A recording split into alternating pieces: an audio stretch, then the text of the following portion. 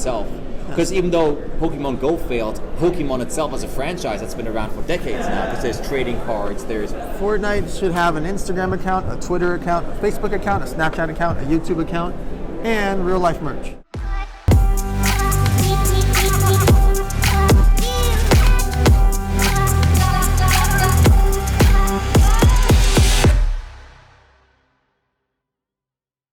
What is up, guys? I'm so excited to be here today with Dan Fleyshman, because Dan is truly a legend. The best way I think to describe Dan is almost like kind of like the Wizard of Oz of like social media, the man behind the scenes that's pulling the strings and making things happen. Because the amount of like success stories or the amount of like people you almost created in this world is truly fascinating. Because I've seen it firsthand, and it's been amazing getting to know you. And something I'm specifically excited about today is because we talk a lot with like just pure techies about like crypto and AI and whatnot.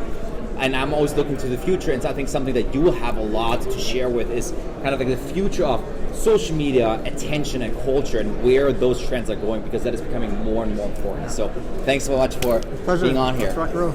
So we'll do a little bit of a pre-roll of like, you know, what you're all about. One podcast I'll definitely recommend where I learned so much about you was actually Lindsay's, Lindsay Palas. Yeah. She had a great like real backstory, probably like 30 minutes just about like your coming up.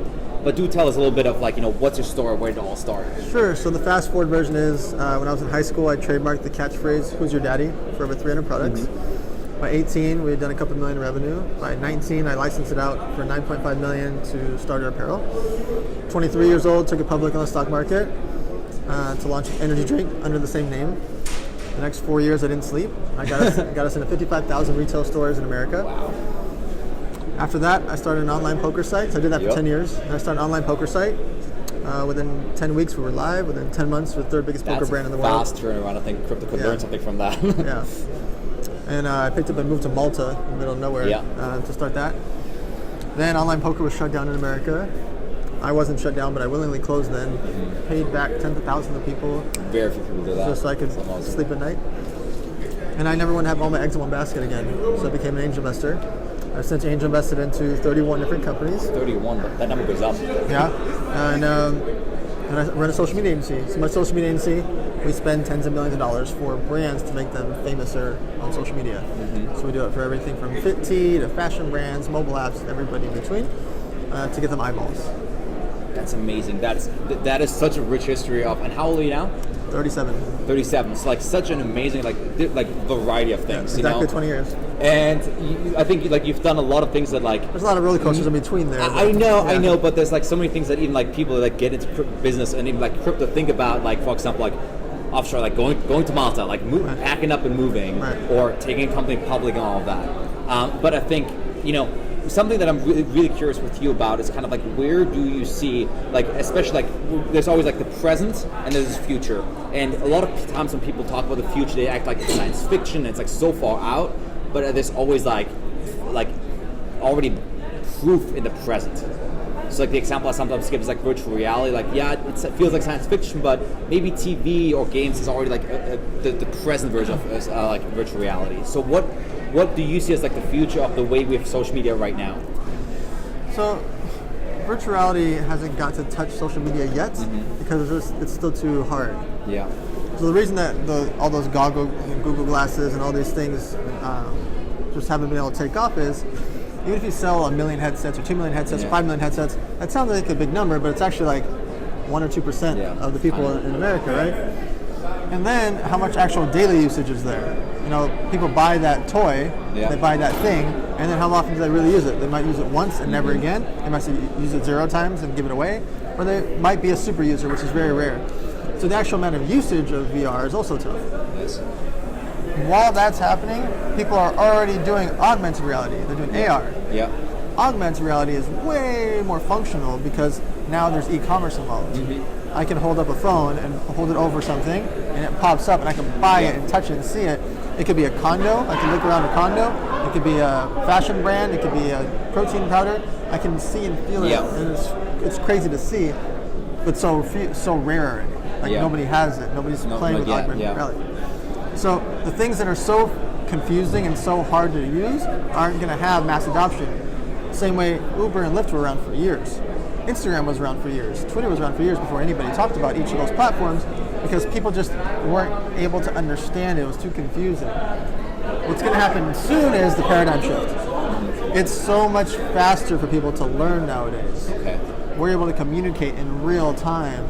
We're able to learn things in so many easier platforms now, that the learning curve is so much faster that now we'll start to become more comfortable. Like 2 years ago, your grandma was never going to put her credit card on Facebook or on shopping on Amazon, ever. She wasn't on Facebook Exactly. or Amazon, period. Right. Now they're starting to become more comfortable because they're like, oh, they're not going to steal my social security number.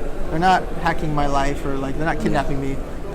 People are now starting to become more comfortable, and so that's why you see the economies of scale happening. People are getting more comfortable across social media, and Amazon destroying the entire retail sector. Right, destroying. They're not slowing down. Okay, so since you're somebody that works like with creating influencers, literally like making them famous, obviously you believe that influence plays a big role in the future. Sure. How is it going to shift? Because obviously like everybody's trying to be influencer now. Right. So what is like the shift you see for like the next 5 years? When is this market already saturated? Like what sets people apart? It's attention, it's eyeballs. It's giving people and providing value and content will win. So somebody that has 74,000 followers but just repairs cars will sell way more in the car space than somebody with 2 million followers that's just a general influencer. Does that make sense? Yeah, of course. So people are following that person about cars. So if they say, use this car wax or use this towel, I'm going to buy that because I trust you. I know you do that. Yeah. If a model, male or female, says, oh, buy this car wax and they have 2 million followers, well, not really that compelling because what the hell do you know about cars, right? Exactly. So the micro-influencers will succeed extremely well. The niche influencers that are just talking about fitness or beauty or something, they're going to succeed really well. It's going to be really hard for people to become mass influencers. The algorithm makes it really tough to grow. Mm-hmm. So unless you're doing a lot of collaborations with other influencers, it's really tough to go get 1 million, 2 million followers nowadays. So do you think basically like the kids growing up now, do they even have the chance to get to those really numbers? Real tough. Okay. You got to have Jake Paul and Amanda Cerny be posting about you multiple times and doing videos with you. It's really hard to do because they're wanting to do videos with other people that are big as them, right, to grow themselves. So it's really hard to level up. Now, you can do it. I mean, here's a bit of advice. Start doing it with people that have 14,000 followers and 84,000 followers, and hopefully somebody has 250,000 followers, and make good content with them, and organically you will grow if they're in segments that fit you. Meaning, if you're blonde and they're blonde, their followers are likely or inclined to follow you. Gotcha. If you do fitness and they do fitness, male or female, they're likely to be inclined to follow you because they've already proven they like fitness. Yeah. So getting with other influencers that are in your space is valuable. So have you ever thought, because this has been crossing my mind, the numbers on social media, like they seem big, well they're small. Like I think the biggest social media account, like who is it? I think it's Ronaldo, right? Maybe like 100 million followers. But in the grand scheme of things, it's a small number. There's 7 billion people. Do you think that maybe going after emerging markets, maybe like Africa, Asia, whatnot? Well, what's tough is you have 2 billion people don't have electricity. Fair. 2 billion people are in Asia, not allowed to use Facebook, Twitter, Instagram, etc. 1 billion people are in Dubai, Middle East, India, countries that are not allowing people to really have it. Wow, yeah. And when they're in India, they don't have good Wi-Fi. Then you have South America. So you really just have America, Canada, and a couple of top-tier markets, right? And so that's also why you don't have a lot of international influencers, because how are you going to be an influencer in Africa if they just don't have good Wi-Fi? Will they catch up? Of course. And when they catch up, the market's going to be humongous for them because of Facebook or Instagram, etc. Those people that are prepared, that have 21,000 followers now in Africa or in the UK or in South America, they're going to be able to crush it once the Wi-Fi gets better. Okay, so that is like a little bit of like the future play. There will be a land grab because there's just so much untapped attention. Right, because think about how much it takes bandwidth-wise to use Instagram or YouTube out there. 100%. Facebook is pretty easy. The Wi-Fi is not that hard, so you don't need a ton of it. That's also why Facebook is bigger. But Instagram, man, you need some real phone connection. Especially videos and stuff like that. And I remember I went to Cuba maybe a year ago, and you pay. Good luck. There's like you go to the city square, and then you pay like $2 like per $2 per minute or some stupid shit like that. Right. So that's incredible. Now, one of the reasons why I'm like so enthused about like influence, why I'm like put the effort into like building my own brand, is because I think in the future with automation, most jobs will go away, but something like influence and trust can't be automated. Do you think that's true, or do you think that we will have artificial influencers in the future? We'll definitely have artificial influencers. That's already starting to happen. I mean, I've seen comic book influencers, like people that are designing like comic books, and I've seen virtual influencers, and both of them are doing extremely well. I mean, like extremely well, because the people want something different and want something unique, and they feel like the reason that Marvel does so well is people love comic books. So if the biggest companies in the world prove that to you, why won't there be comic book influencers? It's already happening. So you could actually, so then who would own that IP?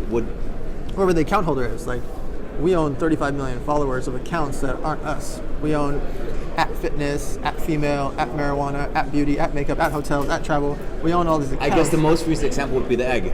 Yes, the egg. Yeah. Exactly. I wish I owned the egg. That egg is owned by a 17-year-old kid. So this kid owns an egg that has bazillions of followers and is able to make millions of dollars and get offers from everybody, including me, to buy posts from them or buy their account, strictly by creating a picture of a freaking egg. That might just be ripped off Google. It's just a picture. It's literally nothing. The concept is genius. And the risk for him is nothing, because what does it cost to put up a picture of an egg? Nothing. What is the cost of you making a comic book influencer?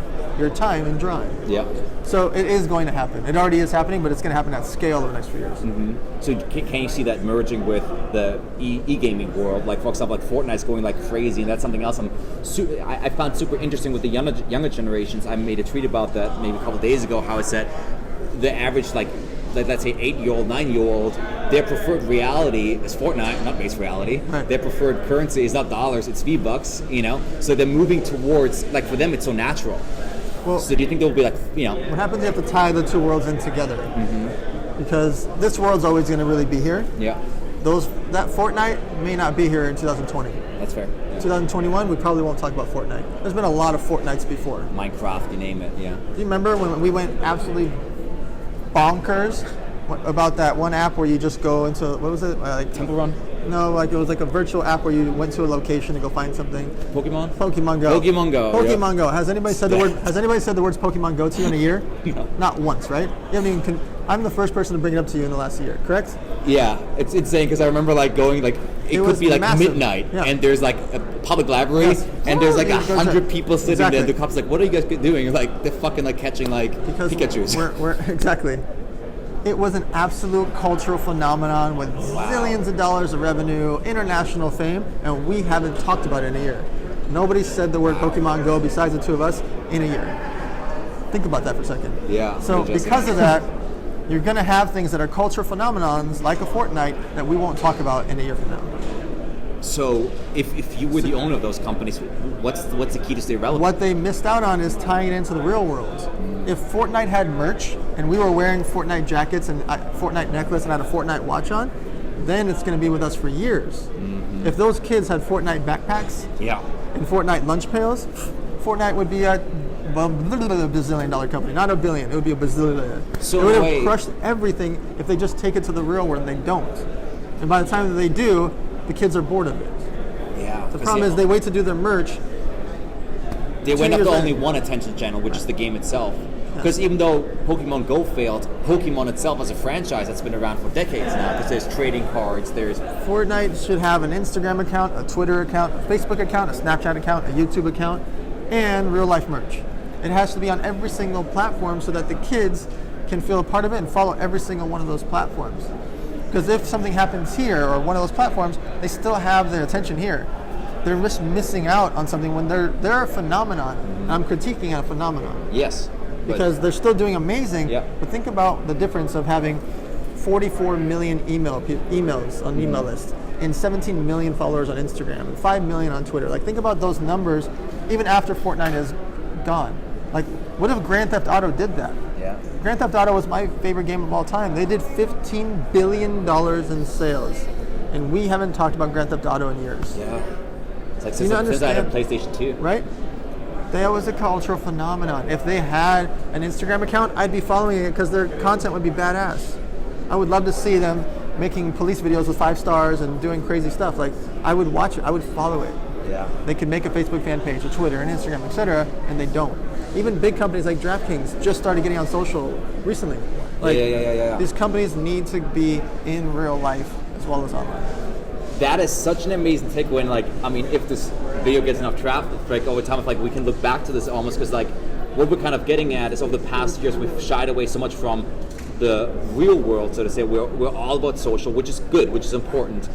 But it's not just like doing cross-channel, like, oh, you got to be on YouTube, you got to be on Instagram. But we're getting to the place almost like cross-reality, and like, in a way, social media is virtual reality, right? So like that you still have piece of existence in the real world. That kids wear your stuff, that kids trade your cards, that kids have maybe little toy animals, something like that of you. Wow, that is big. So I think that would be already a huge piece of advice. If you own a company, like if you own a Fortnite, you should probably get on that. There's also like, if you the next, and it costs nothing. You can actually make money of it. Yeah. You know what the main commonality between Twitter, Facebook, Instagram, YouTube, and Snapchat is? They're free, free, free, free, and free. What's the risk of just setting up an account? And do you think there is such a thing as like too much attention? No. People don't get sick of you. Who cares? Who cares? Kardashians are still doing it. And they're still on every single platform. They're tweeting away, they're Instagramming away. They're on your TV. They're on your mobile app. They're everywhere. They're merchandise. They're at Nordstrom's, they're at H&M, they're everywhere.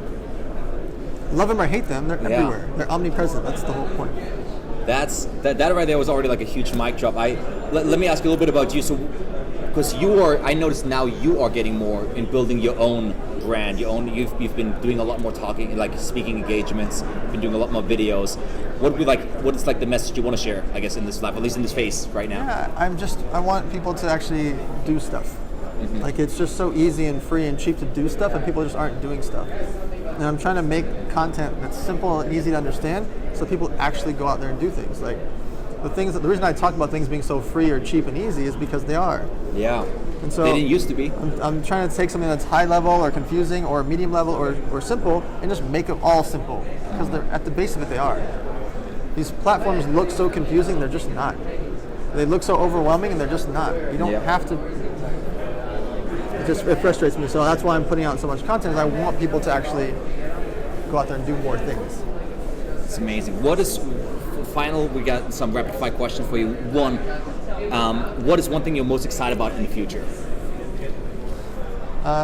Most excited about. I mean, I'm just excited that things are finally adding shopping. Like Instagram just added shopping. I'm excited that the platforms are not pushing it away. They're finally just making it easier for people to shop.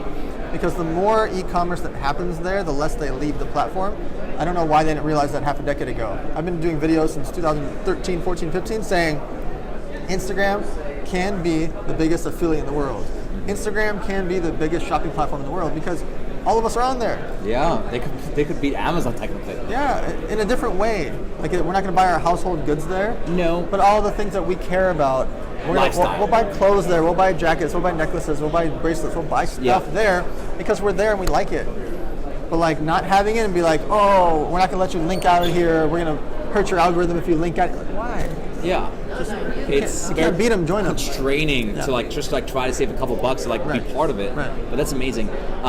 Secondly, in a world full of predictions where everybody has an opinion of the future and whatnot, who is like one person with like sage advice that you like to read, listen to, talk to, maybe his friend, I don't know, that you think has a lot of good insights?